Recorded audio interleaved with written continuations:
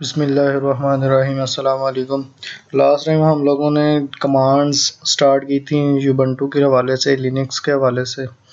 तो हम लोगों ने जो है फर्स्ट कमांड जो है हम लोगों ने pwd, जिसको हम stand for present working directory command थी, वो हम लोगों ने देखी कि हम किस तरह जो है वो pwd अगर हम राइट करते हैं कंसोल के अंदर और एंटर करते हैं तो हमारा जो पाथ है कि जहाँ पे हम वर्क कर रहे हैं वो हमें प्रेजेंट डायरेक्टरी जो है वो कंप्लीट पाथ रिटर्न करेगा। तो उसके बाद है जो बहुत ज़्यादा इम्पोर्टेंट जो कमांड है वो है ls। लिस्ट फाइल जो है वो लिस्ट फाइल एंड डायरेक्टरीज को लिस्ट करती है ये बेसिकली।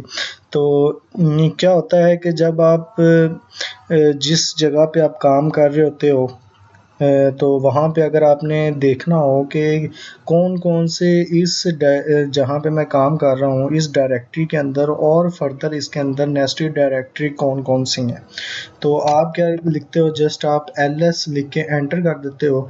तो उसके बाद ये देखेंगे जहाँ पे हम काम कर रहे हैं, जहाँ पे हम मौजूद हैं, जहाँ पे एडमिनिस्ट्रेटर मौजूद होता है, वहाँ पे जितनी भी डायरेक्टरी मौजूद होती है, जैसे डेस्कटॉप की एक फ़ोल्डर पड़ा हुआ है, डॉक्यूमेंट का फ़ोल्डर है, एग्जाम्पल्स डॉट डेस्कटॉप की एक फ़ाइल पड़ी हुई है, लिनक्स का एक फ़ोल्डर पड़ा हुआ है, म्यूज़िक का एक फ़ोल्डर है, पिक्चर्स का एक फ़ोल्डर है, टेम्पलेट्स है, वीडियोज़ है, डॉक्यूमेंट है, डाउनलोड्स हैं और फर्स्ट डॉट sh है। ये एक स्क्रिप्टिंग शेल है, फर्स्ट डॉट sh की फ़ाइल क्रिएट हुई है। उसके बाद न्यू फोल्डर है, ये क्रिएट किया गया पब्लिक का है, टेस्ट2 के नाम से एक फ़ोल्डर है। ये जो सारे फ़ोल्डर्स हैं ये बेसिकली जो है वो कुछ फ़ाइल्स हैं, कुछ फ़ोल्डर्स हैं।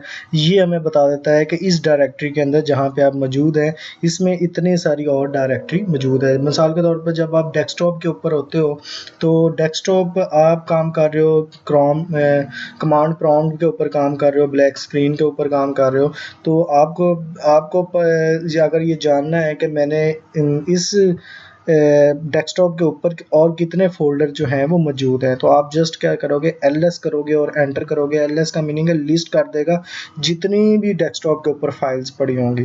तो आप इस तरह ही समझ लें कि ये लिस्ट कर देता है सारी जितनी भी फाइल और फोल्डर मौजूद हों, वो सारे लिस्ट इस फॉर्म में, लिस्ट के फॉर्म में आ जाते हैं। ये मोस्ट इम्पॉर्टेंट है ये जो कमांड है ls के नाम से। उसके बाद है command mkdir directory name. mkdir command असल में क्रिएट न्यू डायरेक्टरी, या हम इसको कहते हैं make directory. Make dir directory, make directory जो है वो बेसिकली क्रिएट करने के लिए यूज़ होती है। तो here for example we create directory name as user, so for what we have to use command mkdir user। अब आपने कोई फोल्डर जो है वो आपने क्रिएट करना है, डायरेक्टरी मीनिंग फोल्डर। यहाँ पे जो है लिनक्स के अंदर हम इसको डायरेक्टरी बोलते हैं फोल्डर को।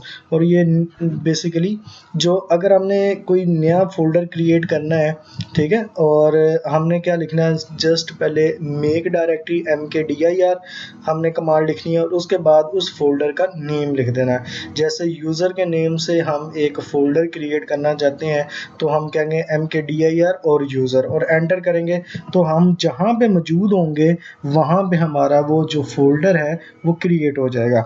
ठीक है, तो इस तरह हम जो है मौजूद होने का मीनिंग ये है कि मैं आपको इसकी विंडोज़ से एक एग्जांपल दे देता हूँ, फिर आपको ये चीज़ समझ आ जाएगा।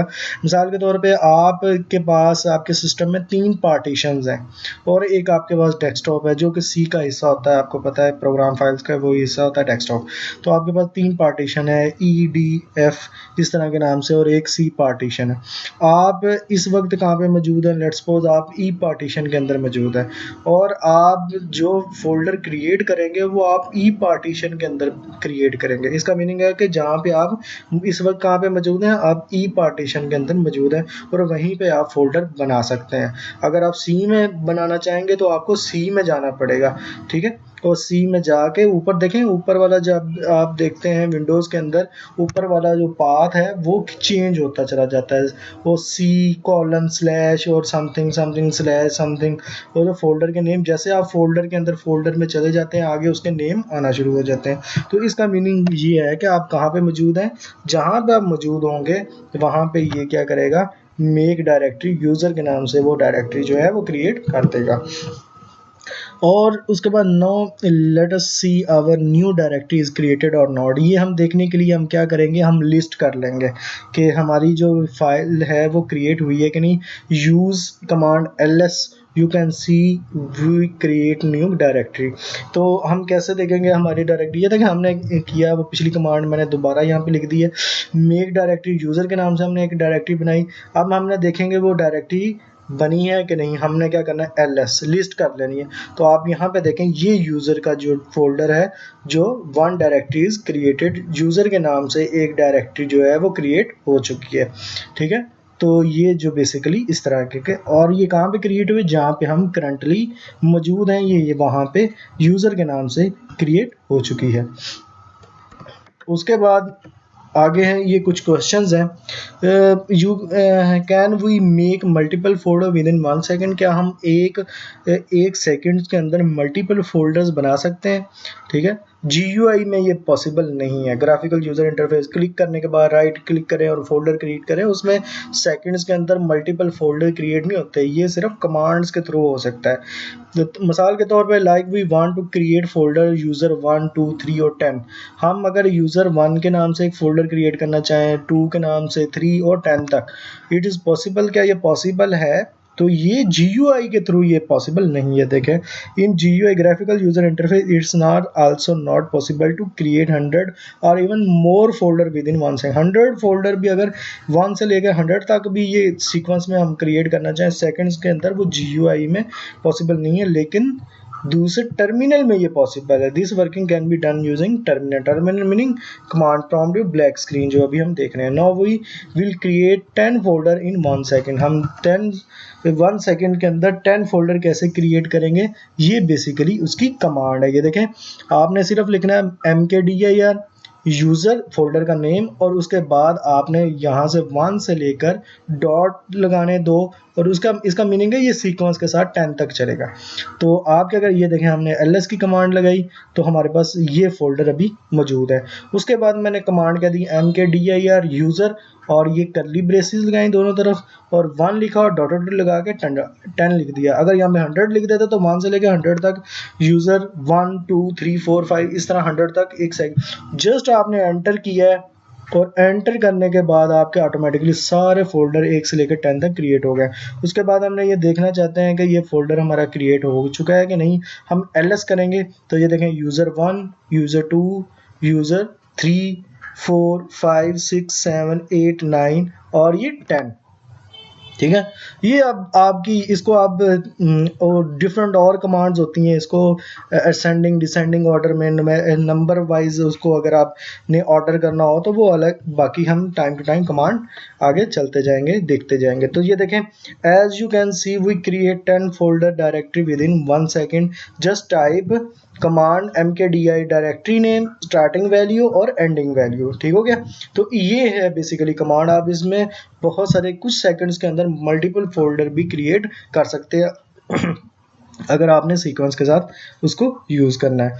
तो ये देखें कमांड rmdir ये डायरेक्टरी डिलीट एग्जिस्टिंग डायरेक्टरी। तो रिमूव देखें rm से रिमूव, dir से डायरेक्टरी और आगे डायरेक्टरी का नेम। इसका मीनिंग है रिमूव डायरेक्टरी कैसे की जा सकती है, डिलीट कैसे कर सकते हैं। Here for example we have to delete user directory then we have to use command rmdir remove user. और यहाँ पे हमने यूज़र के नाम से एक क्रिएट किया था, अगर आपको याद हो mkdir यूज़र ls की ये यूज़र की एक डायरेक्टरी थी। ये देखें तो हमने क्या किया rmdir यूज़र के मीनिंग कि ये यूज़र का फोल्डर जो है वो रिमूव कर दो। तो ये क्या करेगा, यूज़र का फोल्डर जो है वो रिमूव कर देगा। ये देखें पहले क्या था, ये यूज़र का फोल्डर मौजूद था, जैसे हमने रिमूव डायरेक्टरी किया तो ये हमारा जो यूज़र का जो है वो रिमूव कर चुके हैं। तो उसके बाद ये देखें कुछ कमांड्स और हैं कि हम कैसे जो है वो एग्जिस्टिंग फोल्डर का जो नेम कैसे चेंज कर सकते हैं, उसको कैसे मूव करवा सकते हैं। तो ये जो कमांड्स हैं ये डिफरेंट कमांड्स आगे फर्दर देखते हैं। बिफोर नेम चेंज यूज़र, अगर आपने कोई यूज़र का नेम बनाया है, मिसाल के तौर पे आपने एक डायरेक्टरी यूज़र के नाम से हमने लास्ट टाइम बनाई थी, उसी को हम फर्दर लेके चलते हैं।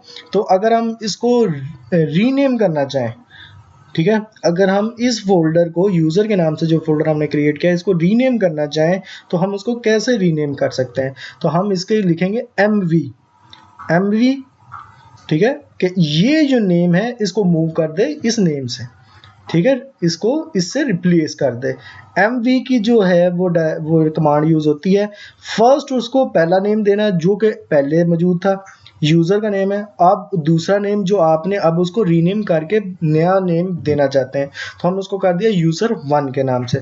तो ये क्या, जैसे ही एंटर किया LS किया तो यूज़र जो था वो किस में चेंज हो गया, user1 के अंदर। तो ये कमांड्स, तो आज का लेक्चर यहाँ तक था।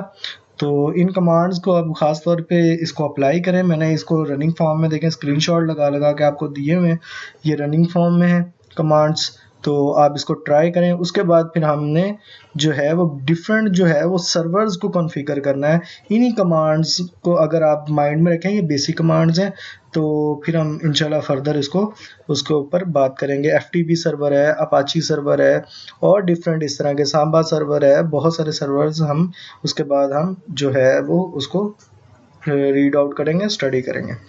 तो नेक्स्ट लेक्चर के लिए अल्लाह हाफिज़। कोई क्वेश्चन है तो लाजमी पूछिएगा।